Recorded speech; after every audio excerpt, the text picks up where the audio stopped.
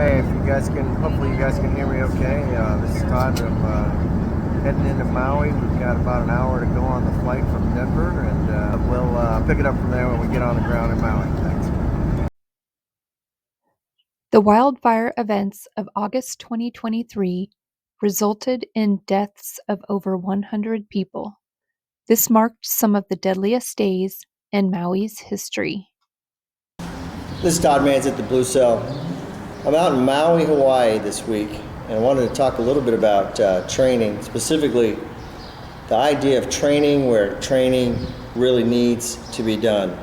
Certainly, this particular area experienced devastating wildfires in 2023, and as a result, and after doing some after-action reporting and some understanding of some of the things that had gone on during the event, they did actually look at and bring in training like ICS 300 that I'm here doing during this week.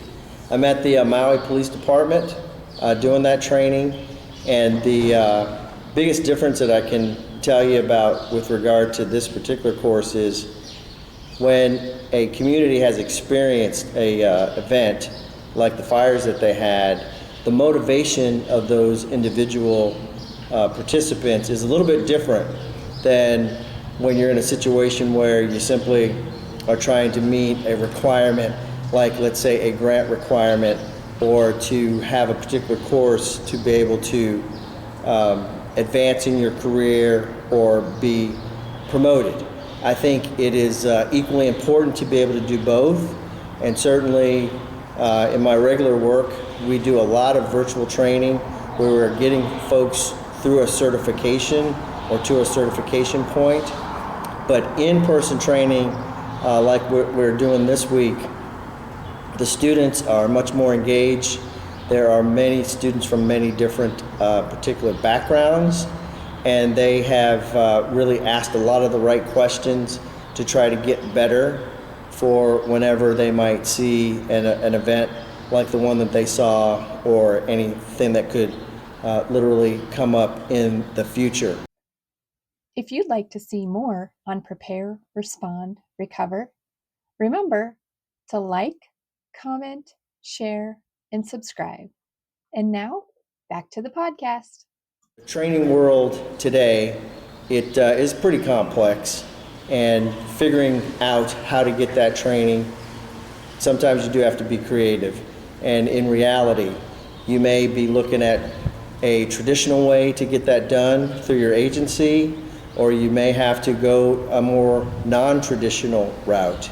That is probably one of those things where it's never been more evident than right now with some of the uncertainty in the training world and what is going to be available to folks moving forward. I always say that it's important to really understand what is it that you need to do and identify whether that be a training needs assessment or something that you've learned from lessons that are written from somewhere else. Getting on that pathway is really a key to the entirety of that process. Also, training is one of those things that it helps us specifically to be more confident. It also helps in an understanding of what you need to do next. And there's always a feeling of accomplishment, I think, when you're doing really strong training. So you really do have to know what needs to be done, have to know where to find those training opportunities, and really be diligent in trying to seek those opportunities out. Over time, you'll start to figure out where are the best places to go to accomplish those goals.